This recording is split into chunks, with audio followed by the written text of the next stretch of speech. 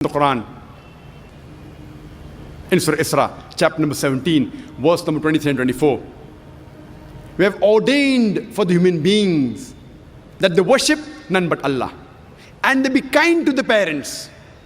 And if one of them or both of them reach old age, don't say a word of contempt. Don't say off to them, but address them with honor and lower to them your wing of humility, and pray to Almighty God that have mercy on them and bless them as they cherish me in childhood.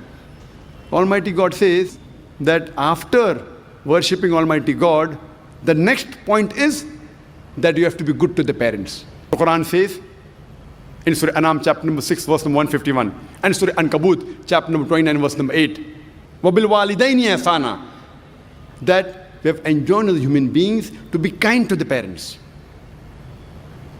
The Quran repeats the same message in Surah Luqman chapter number 31 verse number 14 and Surah Ahqaf chapter number 46 verse number 15, that we have enjoined on the human beings to be good to the parents. And the verse continues, especially to the mothers. The Quran says in Surah Nisa chapter number 4 verse number 1, respect the womb that bore you. And our beloved Prophet Muhammad sallallahu alaihi wasallam, it's mentioned in several hadith, including a Sahih hadith of Sunnah Nisai, the book of Jihad, chapter number 6, hadith number 3106. The beloved Prophet said, paradise lies beneath the feet of your mother. That does not mean that if my mother is walking on the street and if she walks on filth and dirt, that thing becomes paradise. What the Prophet meant was, when he said paradise lies beneath the feet of your mother, means if you love your mother, if you respect your mother, if you're obedient to your mother, if you're kind to your mother, inshallah, you shall enter paradise. There's a hadith in Sahih Bukhari, in volume number 8, in the book of Adab, the book of good manners, chapter number 2, hadith number 2, in the new edition of Bukhari, it's hadith number 5971, where a man approaches the Prophet and asks him that who in this world deserves the maximum love and compassion. The beloved Prophet said, it's your mother. The man asked, after that who? The Prophet said, your mother.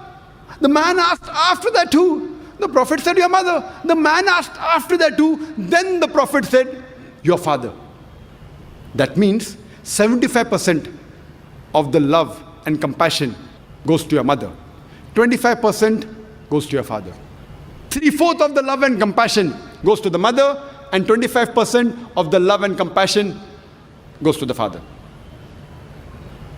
In short, the mother gets the gold medal, she gets the silver medal as well as the bronze medal. The father has to be satisfied with a mere consolation prize.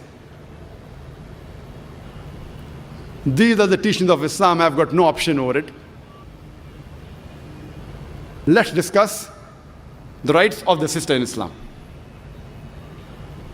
The Quran says in Surah Tawbah, chapter number 9, verse number 71, وَالْمُؤْمِنِينَ وَالْمُؤْمِنَاتِ بَعْضُهُمْ أَوْلِيَاءُ بَعْضٍ, that the believing men and women, they are supporters unto one another. That means they socially support each other. They are like brothers and sisters unless otherwise. And our beloved Prophet Muhammad sallallahu alaihi wasallam, he referred to the woman as shaqat. One of the meaning of the Arabic word shaqat means a sister. The other meaning is one half. And we know the world population is divided approximately into equal halves of male and female. So one half is male, one half is female. And the Prophet referred to the woman as a sister.